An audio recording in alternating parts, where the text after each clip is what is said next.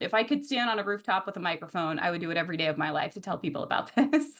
Rachel, thank you so much for being here, and this is going to be fun. I think so too. It's been nice being a partner through Modern States together and kind of hearing about each other's journeys. So I hope we can dive into that a little bit more today. Absolutely. So how did you figure out about like modern states and club? I remember sitting with my college counselor and realizing how expensive and how much time it was going to take me to earn my degree as a non-traditional student. And so we had briefly talked about CLEP exams. And when I started going down the rabbit hole of figuring out what those were, I came across CLEP.org, which led me to their resources page, and it listed modern states. And as I checked out the website, I was like, wait a minute. I can take CLEP exams for free using modern states. And when I was looking at all of their materials, it was basically like taking an online college course anyway. So I thought, well, this is too good to be true. And sure enough, I followed the steps and the process and started testing out of classes.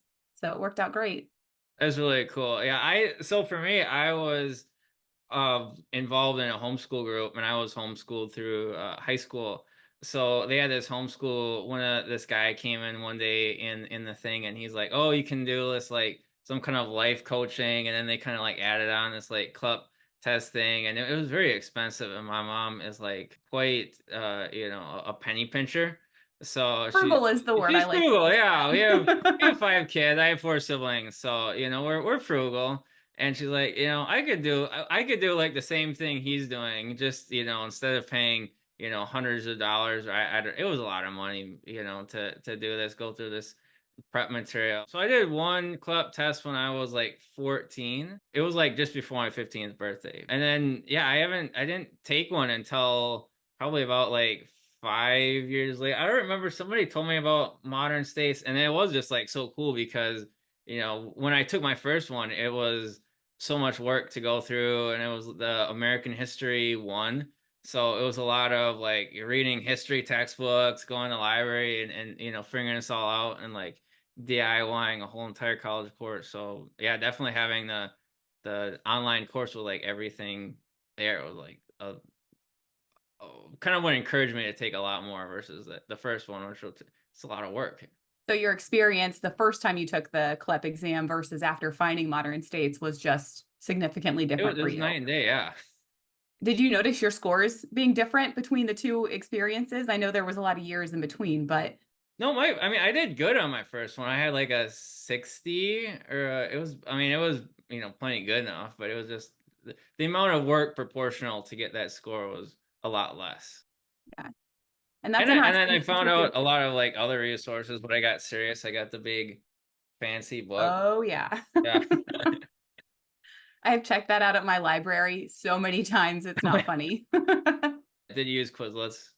I did. I used Quizlet and I used Instant Cert for one of them. So the American Literature exam took a lot of information. There were like 33 something books or something you had to know for this exam.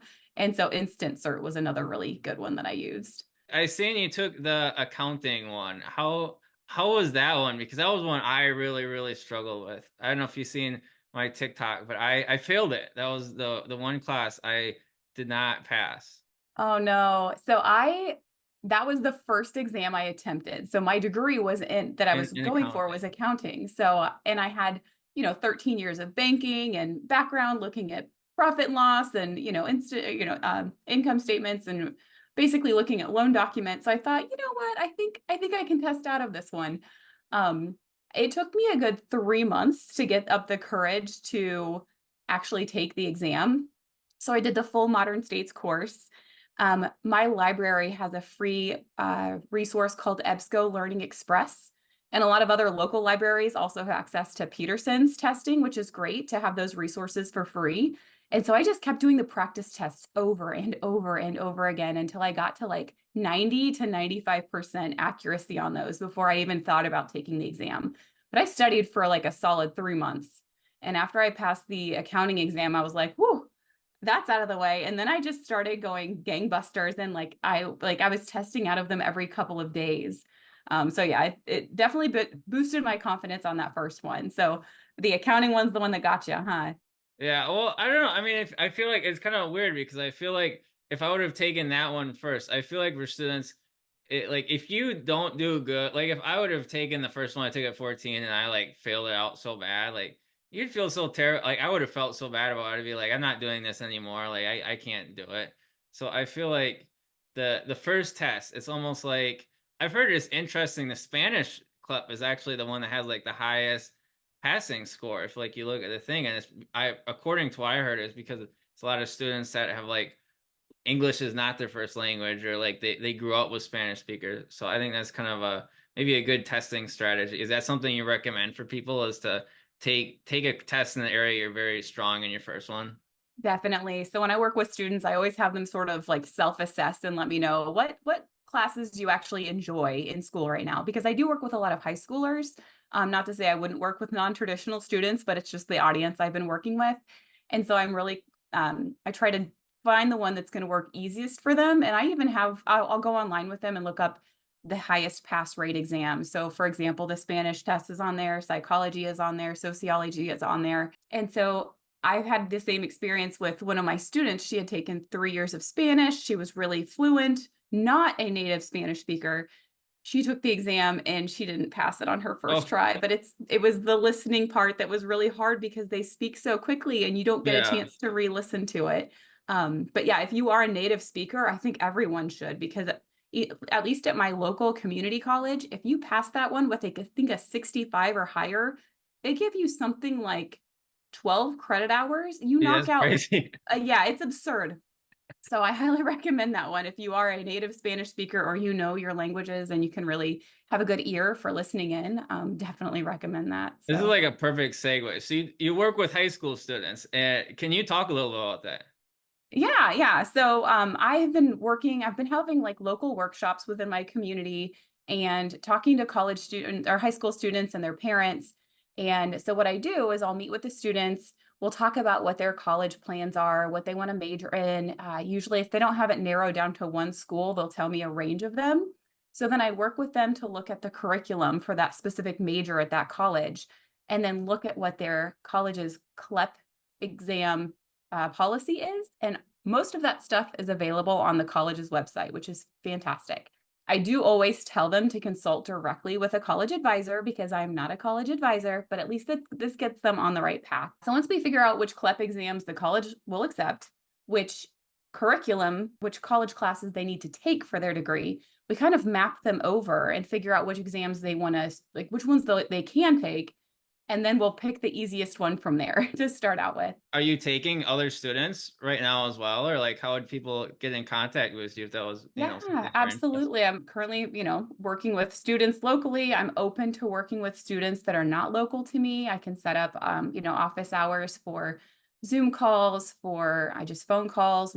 I usually email the resources back and forth. Yeah, so I'm very open to helping anyone and everyone I can because this is one of those things that, I guess I just finished watching the documentary. It was called Borrowed Future, and it was talking about how incredibly crippling the student loan debt situation is right now for so many people because it's just natural to go out of high school, go straight into college. So you're taking out these loans for 30, 50, $100,000 before you're even 20 years old.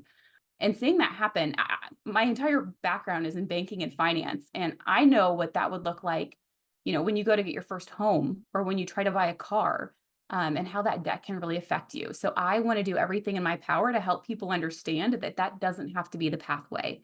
You can CLEP out of your entire first year of college and imagine that savings and the amount of time that you're going to get back in your life too. So it's just something I'm really passionate about and I like sharing with others. And I'm happy to if I could stand on a rooftop with a microphone, I would do it every day of my life to tell people about this. And how about I wanted to ask, what are you doing within the CLEP field now? And how is it, how is your journey with taking CLEP exams affected yourself and the people surrounding you? I think the biggest thing for me was like just the time saving and the encouragement that I feel like it had. Like I took a lot during like COVID and kind of a weird season, I feel like. So I dropped out of I was in I say dropped out kind of loosely, but I was taking class at like a 2-year campus, originally kind of planning to go into an engineering pathway. So when I stopped taking classes, I feel like that was the encouragement to like hey, now you get all these extra credits, like let's get back on the bandwagon, like it's time to finish, like you got to be on it. So I feel like that for me, maybe the cost savings wasn't like nearly as much of a thing just because I got a good amount of financial aid. And I feel like when you're like 19, 20, you don't think about like debt and stuff either as much. Like it's I don't know, maybe is that something that you think maybe adjusted like as you got older and you like seen that more that like, hey, this debt, like having 50,000 in debt as a 22-year-old is like not a smart thing. Yeah, yeah. I can remember. So when I went, so I started off out of high school, went to college. I went out of state and I did have some scholarships, but those burned up after my first year. I had used them all because of the out of state tuition. And that was the point when I had started a career in banking and I realized that I was getting paid pretty well and that was taking up a lot of my time. And I also knew at that point still I didn't want to go into debt. That was just, I have always been very debt averse. I've always been like a saver from the time I was little. So at that point, that's when I thought, well, you know what? I've already got this pathway into a career that can pay me pretty well eventually. So I just kind of stopped going to school. And then fast forward all this time later, I thought, I would have been the first person in my family to get a degree, and I graduated in the top 10 of my class. And so for me not to have gotten one really was one of those things like, what? Why did I let that go? So then, especially going back to college, I was like, I'm still not taking out student loans. I have some savings, but I also don't want to burn through that. How else can I make this happen? And I did it through CLEP exams. That's really awesome. Yeah. Do you have any, I guess, opinions or thoughts on student loans and the cost of college or anything of that nature? I feel like I was in a very lucky spot where I went to college that they had number one an incredible like CLEP acceptance policy. I mean, they took like every single CLEP except for like one out of like 12 I mean, it was a good amount. And so they took all of them, and they're also like the cheapest one in the whole state system, which was, you know, very nice. And then my mom went there too, so it was kind of a whole nice way to round it out. So Nice. How do you feel compared to your peers in terms of like you've got your degree. What are your peers? Did they all take out student loans? What is the kind of feel around that? I think I feel like it's a little taboo to ask people like how you pay for college, but I think there's definitely a good amount of people I know that did get like less student aid than me and certainly were more reliant on their like parents' finances or on loans, or there's a surprising number of students that are working like even full-time jobs that finance their education, which like I would really hate to do because you're in college, I feel like to learn, to, have fun and do other stuff. And, if you're working 40 hours a week and then trying to do classes and have a social life, you're not going to be sleeping. Yeah, exactly. Now, I want to go back to where you said you had kind of like left the college scene for a little bit during COVID. So you kind of carved out some time for yourself. What was that like, and how did you navigate that and like keep yourself motivated to do the CLEP exams and kind of stick with it? Yeah, so I took off in January. It was like the kind of the mid-semester point. And I kind of said, yo, I'll give myself a couple months and kind of see what I want to do. And so I'm like, oh, I took this, first CLEP exam back in, 2015, and I did it. I did well enough. And then I learned about modern states at that time. So I'm like, maybe I could do a couple more ones. So I took the first one and the second one, and, it was going really well. And then when COVID happened, it was kind of like this, what do you do now? But I think it was like that combination of having a couple really good ones under my belt that I had that like encouragement that I could do it, and then having, nothing else to do all day. It was like just the kind of the extra sauce to push me to get a lot of them done in a very short. How long of a window did you allow yourself? Like, how many exams did you pass within? Because I feel like it was a pretty short period of time for you, right? So I had like 21 exams I took in a 2-day period, or not 21 exams, but like 20 credit 21 hours. credit hours, Because I took, was it 3 or 4 on, I took, I think 3 on one day, and then it was it 4 on the next. 4 or something. It was a good That's amount, impressive. but it was like the culmination of like 2 months of like studying too, though. And it was just because all the testing centers were closed. And then when I got to the testing center that was open, I was able to just, knock them out really quick because I only had like 2 days there. And then Which like exams, right do you after remember that, which exams you took? what? Do you remember which exams you took? I have Not them. all of them, but like, do you have any that you remember off the top of your head? So it was like principles of marketing. I should remember these all. I have Did you do uh macro and the macro and microeconomics too? Those were microeconomics, kind of pretty much similar to all the business marketing, ones. Business law. What was the internet one? It's the not like internet. cybersecurity. It's not cybersecurity. It's like information systems. Okay, yes, yes, Systems. yep. Yeah. That's like I was wondering if there was like some crossover. So I took the macroeconomics, I took the principles of marketing, principles of intro to business, sociology, and all of those all had very similar themes throughout. Where like I studied for one, but I felt like I also had studied for the other three, kind of That's because how they were I so felt too. similar. Yeah. Yeah, like the psych and like sociology were close enough. Some of the history ones, like marketing, business law, there was a lot of overlap, which I feel like made it a lot easier as well to have them be close enough that you could just kind of, when you're studying for one, you're studying for multiple ones. Hmm. Was there anything, I mean, apparently you probably don't have much test anxiety because you knocked out so many of those in such a short period of time. But do you have any advice or any suggestions for folks as they're like approaching their testing date when they're going to go to the classroom and sit in or the computer station and sit? Well, I mean, for me, it's always like nerve-wracking, and it always felt weird because when I'm going through the question, I'm like, I'm gonna fail. I'm like getting this one wrong, getting this one wrong, getting this one wrong, and you get to the end, and I mean, obviously, if you fail, it's like it's not even that big of a deal. Like, what's gonna happen? It's not, especially if you use like modern states and you're able to go through it, and they'll even pay for a retrial, which is really incredible. But like, you get to it and you get a pass, like a failing score, like what are you out of? Your little bit of time that you're spent studying and that, like it's not the end of the world. Everything moves on. So if you go in with that mindset that like basically you can't really, I mean, you can fail the test, but like you're not a failure. You still took it. I think if you go in with that mindset, it's like you can't lose. And Hmm. and then even every time I did it, like I got did much better than I thought I would, because I think we scare ourselves so much into like I don't know something, but we really know a lot more than you think you do. Especially if you've been in an area like that, like for you obviously being in banking or financial kind of side of things, like for adult learners, once you're in that environment so much, you just know so much already that you know what the class would have taught. Now tell me I'm not alone in this. How did you feel when you walked out of the testing center after that second day or even the first day? How did you feel?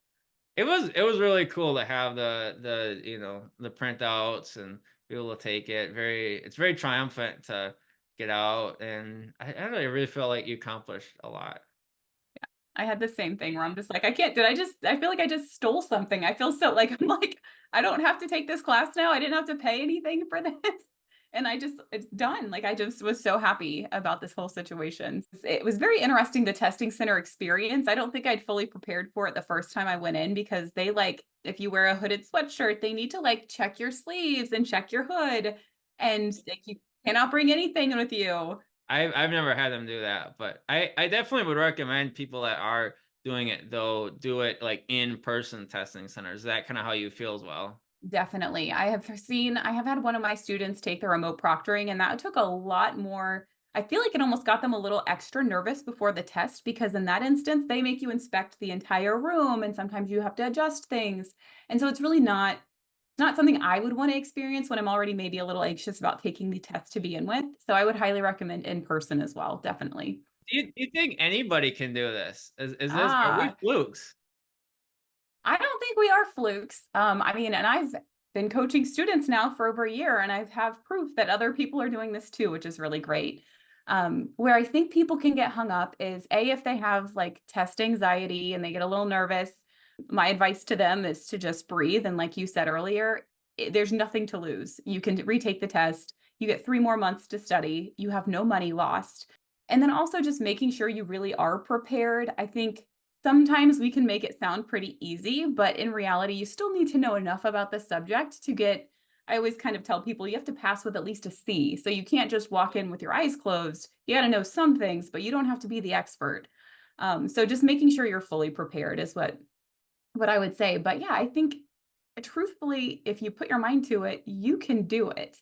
I mean, I am not the best tester either, but I tested out of 9 different exams. So it can be done. And I'm not I was a top 10 student, but it was also in a graduating class of 107. So I was not by any means going off to Harvard or anything like crazy. What about yourself? What are your thoughts on it? I agree. I mean, I think where I kind of came from is I was telling the dean of our college, that I did this and that, more students should do it. And he's like, "Oh, well, you're a fluke. You're a one off or like super, the super smart." I'm like, "Well, first off, I'm flattered.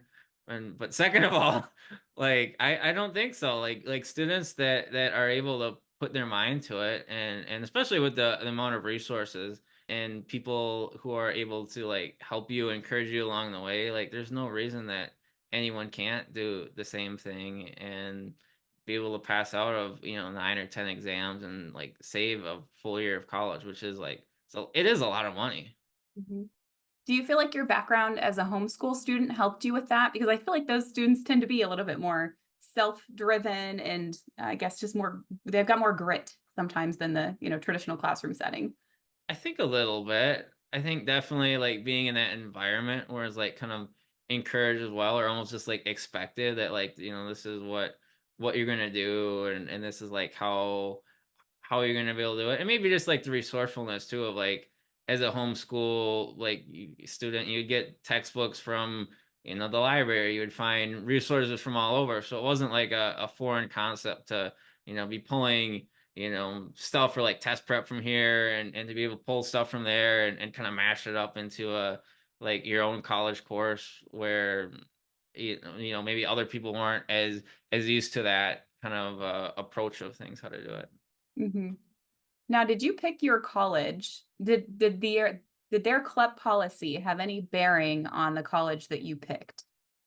I think, I mean, a little bit. I kind of decided, like I said, just because it was closer and the price and the fact that my mom graduated and there was other things, but it was kind of a happy accident that it was, also they have one of the best CLEP acceptance policies in our state system.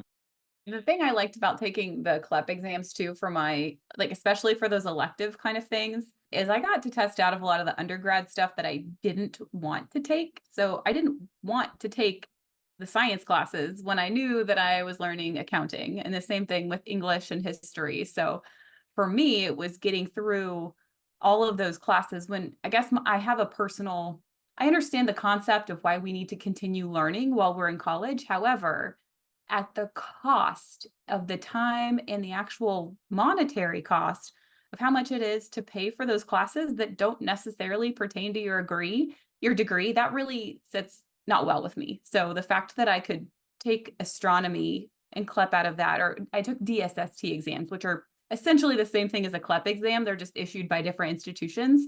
Um, and then several others because I didn't want to pay to take those classes when they had nothing to do with my degree. So that was another reason why I really chose this route versus the traditional way. No, here's an interesting one. Do you feel like your classes that you took afterwards, like the ones that built on it. So like say you're accounting and you had the principles of accounting. I'm a marketing major, so I took the marketing club, but then I also took all these advanced level ones. Do you feel like the classes that you took in the college were like better or worse because you took a CLEP versus like taking it the entry level class in the college? I honestly feel like I learned the material better when I was studying for the CLEP exam than I did when I was in the classroom. And I was taking online classes, so that's a whole other animal. If I were in person, it might have been different.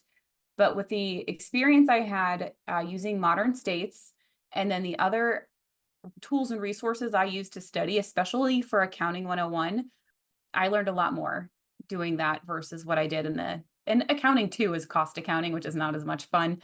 But I just didn't do as well, honestly. I feel generally the same. I mean, like the concepts that we did go through in the class were things that the CLEP exams did go through. I feel like I had a very good grasp of like all the other concepts, and generally these like second level classes, I feel like they go through a lot of the same entry level stuff because they know when you're a freshman, you're not paying attention, you're not thinking, You you're gotta just do it forgetting all over the stuff. next year. Yeah, you gotta start over next year. So I feel like they go over enough that you are able to pick it up even if you miss one or two things. Yeah, I definitely agree with that. If I was gonna sum up what modern states is basically classes that are taught by some really like the instructors that are teaching the classes are very good instructors. They're taught by some of the best colleges instructors in the country in a very like well thought together, well put out manner, well laid out that it covers exactly what you need to do to cover the exam. And honestly, like you really don't need to do too much more studying if you just stick to like what their lesson plan is and put in what is it like 5 hours a week for like a month or something is generally like what's recommended. Like you go through there, you get it, you're able to get a test voucher and able to take this test again, everything for free, which just again like just blows my mind, and able to get college credits that are eligible to be used at something what like 2 or 3 thousand universities across the country and be able to apply it and earn up to a year, even sometimes more than a year of credits. Or you could even just take one class and do that. And if it's one class you need to graduate or get out of, do it over break and it's out of the way. Exactly. What I liked about Modern States, specifically is that they have videos of the lectures, then they have textbook snippets that you can read, then they have sample questions that you can answer at the end of each session. So whether you're someone who learns by visually seeing something, or someone who learns by reading, or someone who learns with interacting with the content, all of their modules cover all of those different learning abilities, which I think is really great. And it's just been a tremendous resource in the process of completing their coursework, asking for the CLEP voucher. They're very thorough in explaining exactly what the next steps are. So even just the process of navigating clep.org, where you go and you purchase the CLEP exam, then you register for to schedule the actual exam, that can be kind of a little Still unnerving, and it's intimidating. a lot of steps. And Modern Yeah. States does a really good job of outlining it step by step by step. And then another great part that a lot of people forget about is after you take the exam, you can submit a copy of the exam, and they will actually reimburse you for your proctoring fee. So a lot of colleges where you go to actually take the exam might charge you $20 or so to actually proctor the exam for you. Modern States will reimburse you for that as well. So it is truly completely free for the students who go through this pathway, which is awesome. It is. Yeah. And they have really great supportive groups too. They have Facebook groups that I've always been a part of. So if I knew I was getting ready to take an exam, I'd go through and search if anybody else had taken the psychology exam, what their feedback was, what their questions were. And that also helped me prepare as well. So their resources are just phenomenal. And they were pretty cool because they even, after I had kind of let them know, hey, I passed these 9 CLEP exams, they highlighted me in their weekly newsletter too, which was really neat also. So not only did I feel really fulfilled from having done that big feat myself, but the fact that that organization was willing to kind of stand up behind me and celebrate with me was also really amazing.